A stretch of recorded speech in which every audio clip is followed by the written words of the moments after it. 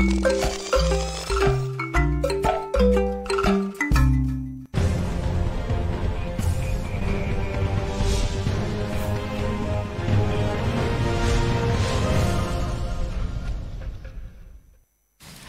sommaire de cette édition, le président du Faso a reçu ce matin en audience le secrétaire d'État du Saint-Siège, le cardinal Pietro Parolin. Le numéro 2 du Vatican a apprécié la volonté du gouvernement de reprendre le contrôle de tout le territoire national. Vous entendrez dans cette édition le numéro 2 du Vatican. Et puis l'hôtel Azalaï a réouvert ses portes officiellement ce matin. Une inauguration qui intervient dans le cadre de la 29e édition du FESPACO qui débute le samedi 22 février prochain. C'est le Premier ministre Rintalba Jean-Emmanuel Ouedraogo qui a présidé la cérémonie ce matin, à suivre dans ce journal. Mesdames et messieurs, bonsoir et bienvenue à ce rendez-vous consacré à l'actualité sur Savane TV. Comme annoncé en titre, le chef de l'État, le capitaine Ibrahim Traoré, a reçu ce matin en audience le cardinal Pietro Parolin, secrétaire d'État du Vatican, qui a transmis les salutations du pape François et échangé sur la paix et la lutte contre le terrorisme. Il a salué les efforts du Burkina Faso pour restaurer la sécurité et promouvoir le développement. Écoutons le cardinal Pietro Parolin. Alors, on a parlé beaucoup de la paix et de la lutte contre le terrorisme, de la volonté du gouvernement de reprendre, disons, le contrôle du territoire et d'assurer des conditions de paix et de développement de la population. Et il me semblait très important, disons, mettre ensemble d'un côté l'action militaire, mais de l'autre côté l'action de développement, parce que c'est important que les gens puissent jouir de ces droits fondamentaux. Alors on soutient l'Église locale dans son engagement dans les différents domaines, disons, de vie et d'activité, et surtout sur le plan de la santé et de l'éducation. Et le Saint-Siège, au niveau de la diplomatie, essaie de créer des conditions qui permettent le dialogue et la confiance mutuelle entre les nations et entre les personnes, parce qu'on vit dans ce monde-ci une situation très polarisée. C'est ce qui nous préoccupe beaucoup, c'est cette polarisation qui existe dans le monde. Alors les tentatives du Saint-Siège et aussi, disons, vis-à-vis au Burkina, c'est de créer des conditions qui permettent de dialoguer et de collaborer pour un monde meilleur. La population de la commune de Séguénéga, dans la province du Yatanga, région du Nord, réaffirme son soutien aux autorités de la transition à travers un meeting. La coordination nationale des associations de veille citoyenne, section Séguénéga, loue en tout cas les actions du gouvernement et demande un bataillon d'intervention rapide dans la localité, ainsi que la réinstallation des 26 villages de Séguénéga. Le meeting de soutien a eu lieu le samedi dernier à Séguénéga. On fait le point avec notre reporter qui était sur place, Yacouba Kemtori. Stade municipal de la commune de Séguénéga dans la province du Yatanga, région du Nord.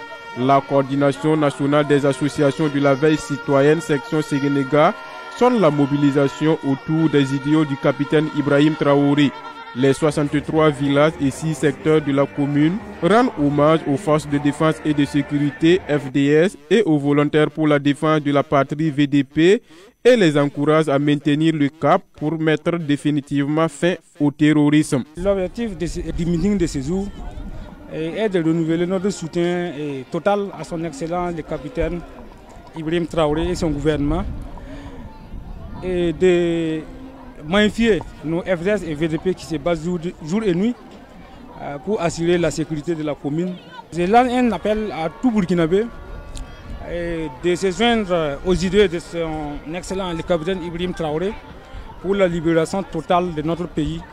Pour la zone de Séguénéga, la fin du terrorisme passe par la mobilisation populaire et l'installation d'un bataillon d'intervention rapide BIR, selon les leaders de la CNAVC locale. Nous voyons que la commune de Séguénéga, il y a plus de 26 villages qui sont déguerpis. Et ces villages constituent en tout cas le poumon central des espaces agricoles de la commune. Et nous sollicitons le déploiement d'un bataillon d'intervention rapide, accompagné de nos FD et VDP qui sont sur place pour un ratissage complet de la zone et ensuite procéder à la sécurisation de ces villages réinstallés pour en tout cas permettre à la population de vaquer à leurs préoccupations et puis cultiver sans problème.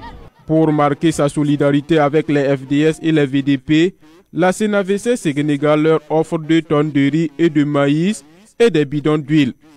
Elle contribue aussi à hauteur de 2 millions de francs CFA pour le fonds de soutien patriotique ou effort de paix. Un don qui ne laisse pas indifférent au niveau local. Nous observons que des dons ont été faits de l'ordre de 2 millions en espèces versées au trésor public, ainsi que des vivres qui ont été mobilisés pour accompagner les vaillantes forces de défense et de sécurité. C'est le lieu pour moi de remercier cette vaillante population de Séguénéga au nom de ma hiérarchie régionale et provinciale et au nom également des autorités centrales que nous représentons ici.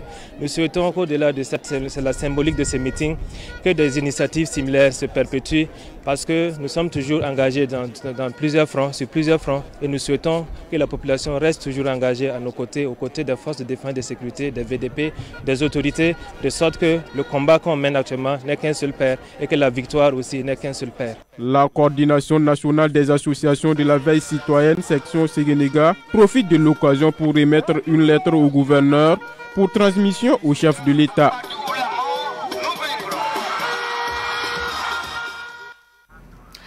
Une délégation gouvernementale avec à sa tête le ministre de la Sécurité s'est rendue à Barsalgo, province du San Matenga hier. Le ministre de la Sécurité et la ministre de l'Action humanitaire se sont entretenus avec les forces vives de la localité. Mahamoudou Sana a déclaré, je cite, « Nous sommes venus trouver une ville très bien sécurisée, très bien tenue avec des fortifications un peu partout. » Il a aussi salué le retour des forces de sécurité intérieure. Le commandant Passowende Pelagi Cabré a demandé aux acteurs de la santé de s'engager au profit des populations. Notons que lors de cette visite, le chef de Barsalgo a donné des bénédictions à l'ensemble des membres du gouvernement. Dans l'actualité de ce soir, nous parlons également du roman intitulé Soir d'ombre sur l'université qui a été présenté le vendredi 14 février dernier dans la salle de conférence des Archives nationales de Ouagadougou. Cette intrigue policière écrite par Alima Ignessia aborde la violence conjugale, la vie estudiantine et bien d'autres thèmes. Retour sur la présentation du roman avec Madinatou Ouetraogo. Alima Ignessia dévoile son premier roman policier de 107 pages. Une œuvre qui raconte l'histoire d'une étudiante retrouvée morte dans sa chambre. L'auteur souhaite ainsi expliquer les difficultés que certains étudiants rencontrent. Comme sur l'université, le titre Soir d'ombre, c'est pour indiquer en fait les difficultés en fait qui sont en train d'arriver au sein de l'université. C'est une enquête de police qui est menée en fait sur la disparition d'une jeune étudiante qu'on a retrouvée morte dans sa chambre. Donc quand on parle de soir d'ombre, c'est une ombre en fait qui annonce les difficultés qui arrivent sur l'université, c'est-à-dire l'enquête qui est menée avec tenants et ses aboutissants, avec des rebondissements au cours de l'enquête. Voilà.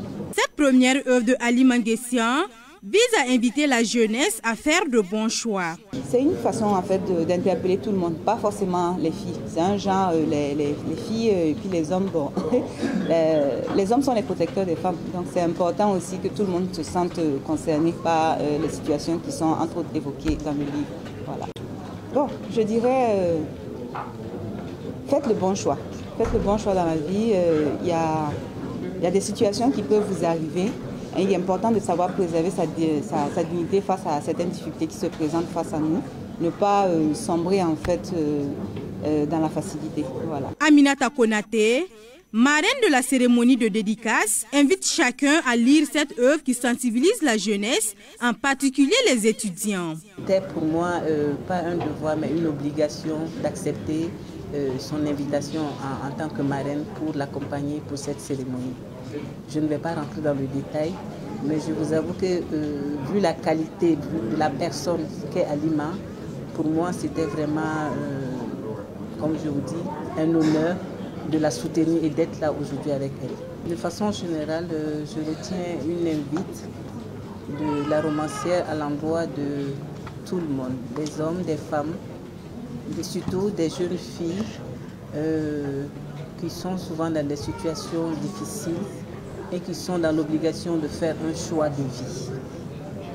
Soir d'ombre sur l'université est disponible à la librairie Mercury de Ouagadougou. La suite du roman sera présentée à la presse très prochainement, selon l'auteur, par ailleurs comptable de profession.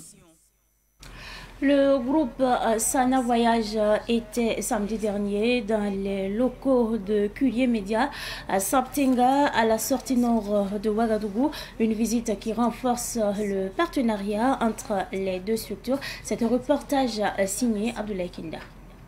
Le groupe Sana Voyage, heureux de l'ouverture du nouveau siège de Curie Média, visite les locaux ce jour et exprime ses encouragements au PDG Ahmed Nabalma et à son équipe. Notre PDG qui était à la jour de l'ouverture à la 10 Anas Mané, qui nous a demandé vraiment de former cette délégation, venue les montrer, les témoigner vraiment notre position, notre sentiment envers tout ce qui venait d'être fait. Donc nous l'avons félicité, nous avons formé les doigts et nous l'avons vraiment pris l'engagement de l'accompagner.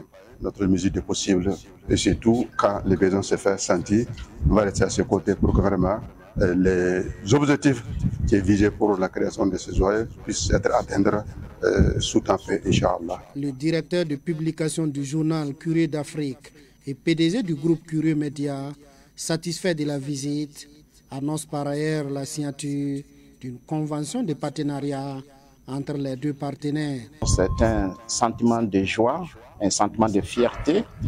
Il y a donc en prélude une signature de convention entre Curie Média et groupe Sana Voyage. Donc je dirais donc que je suis comblé ce matin. Nous travaillons déjà, mais je pense que ce partenaire peut bel et bien accompagner notre groupe de presse à travers donc les signatures de contrats d'abord. Et nous allons travailler à faire connaître davantage Sana Voyage parce que c'est l'une des meilleures agences de voyage au Burkina Faso et ça on peut le dire. Donc nous allons travailler beaucoup avec ce groupe. Elhaj Ahmed Nabalma ajoute que les portes du groupe sont ouvertes à tous les partenaires potentiels. Nous disons que Curie Média est né pour tout le monde. Que vous soyez un employeur ou un employé, Curie Média est ouvert pour vous. Si vous voulez recruter, venez, nous allons vous aider à avoir des employés. Nous avons les moyens, tant techniques que humains, à vous accompagner, à recruter pour vous, à mener des enquêtes de moralité pour vous trouver la bonne personne. Donc à tous et à toutes, Curie Média est ouvert pour vous tous. Une visite guidée des locaux de Curie Média a mis fin à la visite. À quelques jours de l'ouverture du FESPACO, l'hôtel Azalaï renaît de ses cendres. L'ouverture officielle de ses portes a eu lieu ce matin après une longue période de reconstruction. Le groupe Azalaï Hôtel a réaffirmé son engagement à œuvrer pour le développement au Burkina Faso. La cérémonie d'inauguration a été présidée par le Premier ministre Rim Talba Jean-Emmanuel Ouedraogo. Le film de la cérémonie avec notre reporter Siblina Kilsi. Azalaï Hôtel Ouagadougou vient de renaître de ses cendres 10 ans après avoir été victime de saccage suite aux événements des 30 et 31 octobre 2014. L'inauguration de cet hôtel est une véritable renaissance selon Moussadek Bali, président du groupe Azalaï. Aujourd'hui, ce rêve est réalisé. Non seulement on a un hôtel qui a été rebâti, on a agrandi la capacité puisqu'on est passé de 176 chambres à 230 chambres. On a investi 24 milliards de francs CFA. On a créé des centaines d'emplois. Et aujourd'hui, cet hôtel peut accueillir tous les grands événements internationaux, nationaux que le gouvernement va organiser dans ce pays. Donc oui, nous sommes très heureux, très heureux. C'est un grand jour pour nous, un grand jour pour nos collaborateurs, un grand jour pour Azalaï Hôtel Ouagadougou. Le Premier ministre Rim Talba Emmanuel Ouedraogo a présidé la cérémonie d'inauguration de l'hôtel. Pour son ministre en charge du tourisme, Gilbert Ouedraogo, la réhabilitation de Azalaï Hôtel donne une leçon de refus de fatalité et de résilience, le tout étant d'aller de l'avant. Le refus de la fatalité, parce que personne n'aurait cru qu'après les événements de 2014, Azalaï renaîtrait. Mais nous avons compris et le gouvernement a accompagné le projet des promoteurs de cet hôtel. J'ai parlé de résilience parce qu'effectivement, la situation aujourd'hui peut paraître difficile. Mais grâce à l'effort des premières autorités de notre pays, grâce à l'effort régulièrement consenti par les forces de défense et de sécurité, vous vous rendez compte que le Burkina Faso retrouve de plus en plus la paix. Et aujourd'hui, nous nous engageons sur le chemin du développement.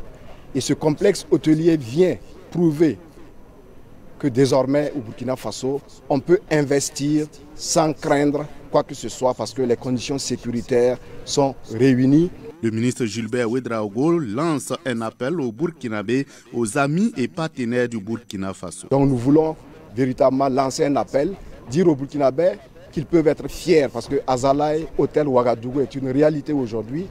L'hôtel se situe au cœur de la ville de Ouagadougou, à une distance très appréciable de l'aéroport international de Ouagadougou, ce qui veut dire donc que cet établissement mérite d'être fréquenté par les Burkinabés, par les amis du Burkina et par les partenaires.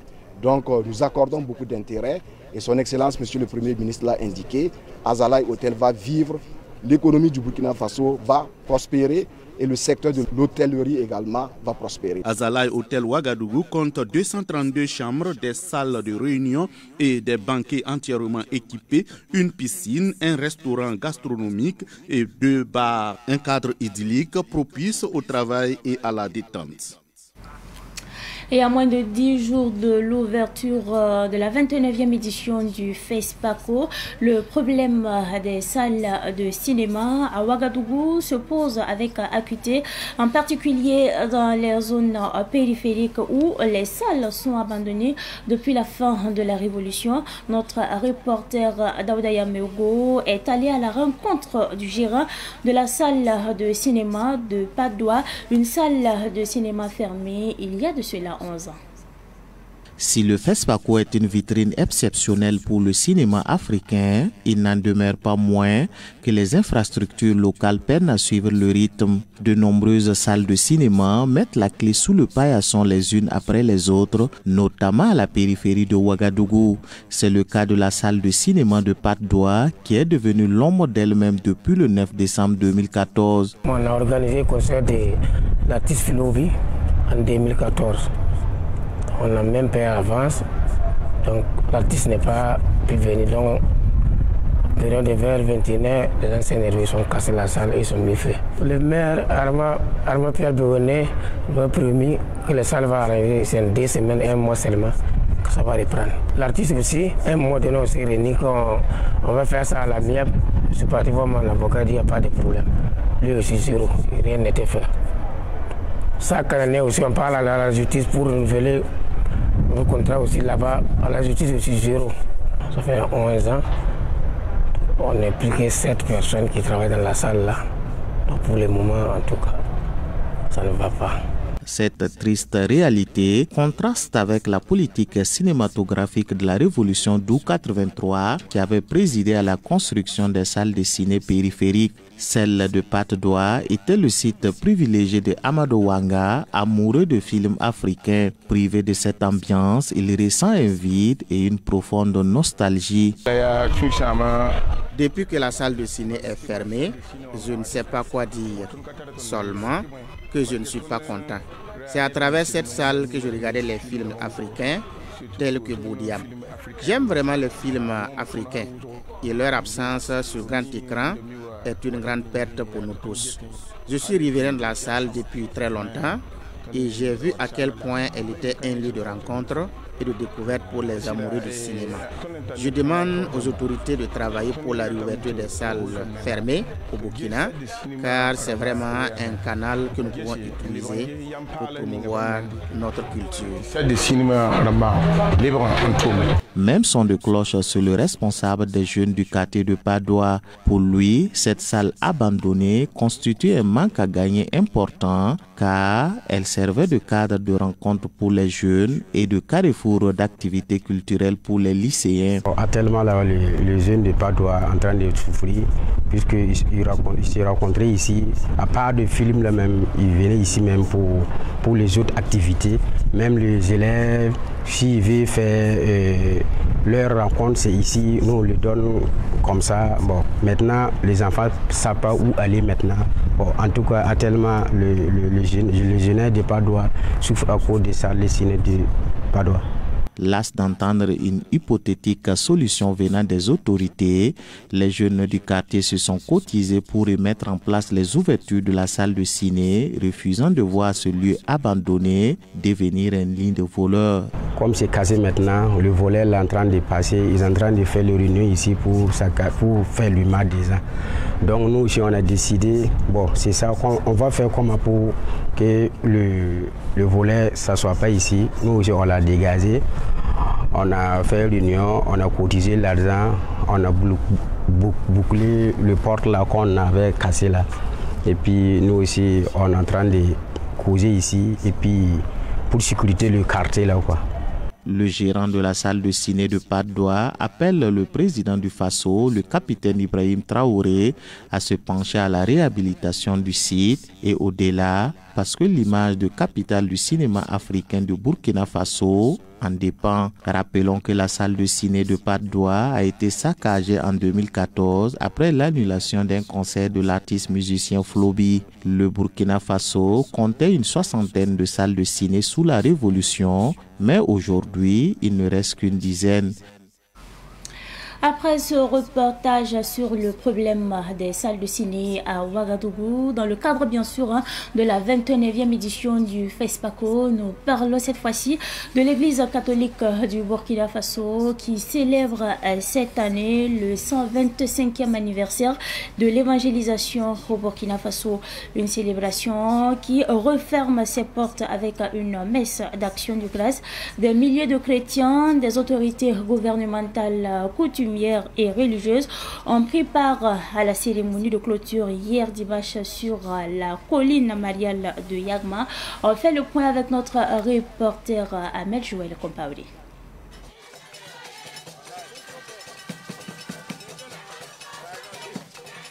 « 1900-2025, cela fait 125 ans que l'église Famille de Dieu a fait son entrée au Burkina Faso. Pour la petite histoire, ce sont les pères blancs du cardinal Charles Martial Lavigérie qui ont implanté la première mission évangélique à Koupéla, dans la province du Kuritinga, région du centre-est. Une histoire rappelée sous forme de théâtre bien avant la célébration eucharistique.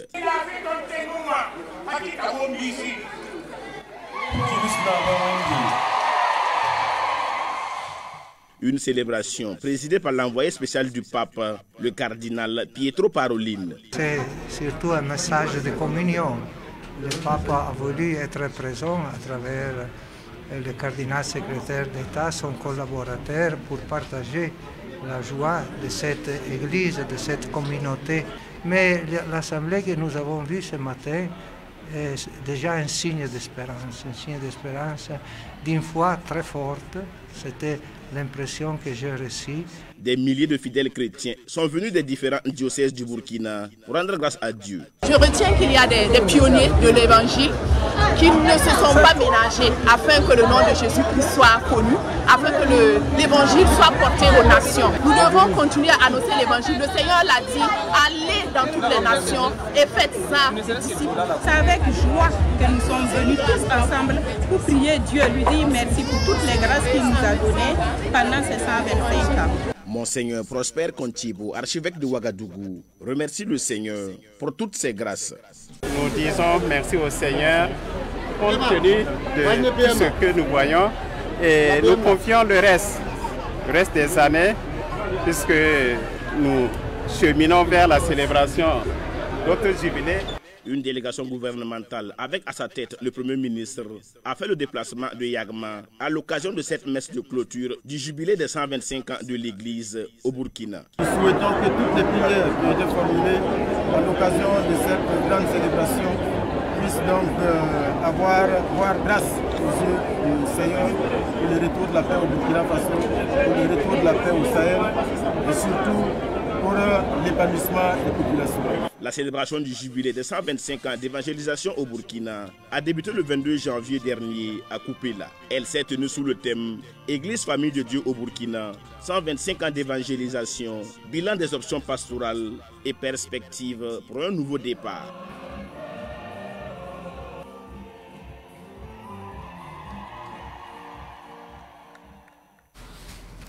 La communauté musulmane du Burkina Faso, en abrégé CMBF, a installé hier ses bureaux dans 3 secteurs de l'arrondissement 9 de la ville de Ouagadougou. Il s'agit des secteurs 37, 38 et 40. Les différents présidents ont promis de travailler pour la cohésion sociale et l'entente au sein des fidèles musulmans, les temps forts de la cérémonie avec Abdoulaye Kinda.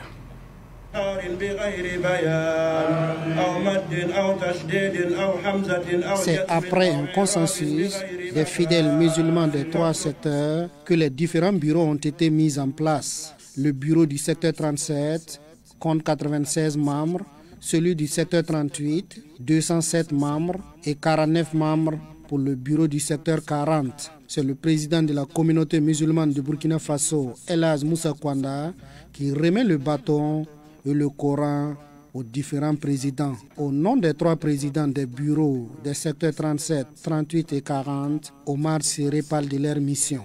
Pour nous, cette installation, déjà c'est une très bonne chose. Ce n'est pas un pouvoir qu'on nous donne, c'est plutôt des responsabilités, une lourde charge. Et gérer une population, ce n'est pas évident. J'ai envie de dire que autant de monde, autant de bâtons qu'on nous donnera. Et pour cela, nous allons demander à Allah toute la sagesse, toute la bénédiction qu'il faut pour qu'on puisse vraiment réussir cette mission qu'on nous confie. Elle n'est pas évidente, mais on va s'y atteler. Et Dieu merci, nous avons un bureau derrière nous et on va compter sur les membres de chaque bureau pour pouvoir nous épauler à pouvoir réussir véritablement la mission à nous confier.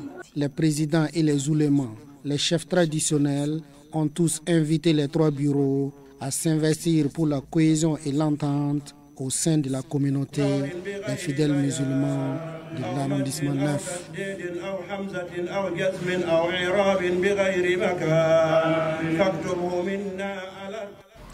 Sport, on en parle également dans l'actualité de ce soir.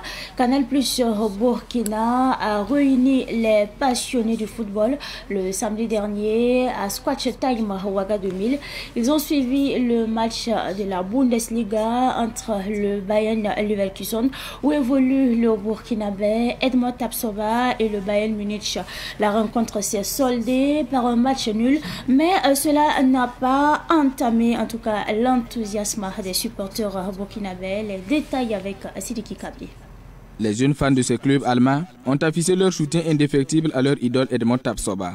Pour Canal Plus Burkina, cette initiative permet de fédérer les énergies des Burkinabés autour de l'international burkinabé pour lui témoigner leur reconnaissance pour son rôle dans le rayonnement du football burkinabé sur la scène internationale. Nous avons initié cette soirée de diffusion spéciale pour la mise en lumière de Edmond Tapsoba qui joue au Bayer Leverkusen. C'était important pour nous de montrer la performance et le talent des Burkinabés qui émergent dans les clubs à l'extérieur. De son côté, le manager d'Edmond Tapsoba s'est dit satisfait des performances du défenseur qui s'est investi pleinement dans cette rencontre de haut niveau. La prestation d'Edmond était bien, zéro faute et puis zéro bien encaissé. Et puis 95% des ballons réussis, je pense que la prestation, et on n'a pas vu King, parce que tout le monde avait peur d'Annie King, il a pu neutraliser avec ça. Je le félicite vraiment pour son match, on aimerait voir les autres Burkinabés dans ce niveau. L'événement a été également marqué par la présence d'autorités administratives qui ont salué cette initiative. Sur le terrain, Edmond Tapsoba a disputé l'intégralité du match. Le Bayern Munich, malgré ce nul, conserve sa place de leader avec 8 points d'avance sur Leverkusen, deuxième au classement de la Bundesliga, le championnat allemand de football. Ce qui t'est destiné viendra au bon moment. N'envie pas ceux qui réussissent avant toi, car chacun a son propre chemin. Sois patient, travaille et laisse le temps faire son œuvre. C'est tout pour cette édition du soir que j'ai pris en tout cas du plaisir à vous présenter. Merci à vous pour votre constante fidélité. Excellente suite de programmes en compagnie bien sûr des programmes de la télévision et des nouvelles idées.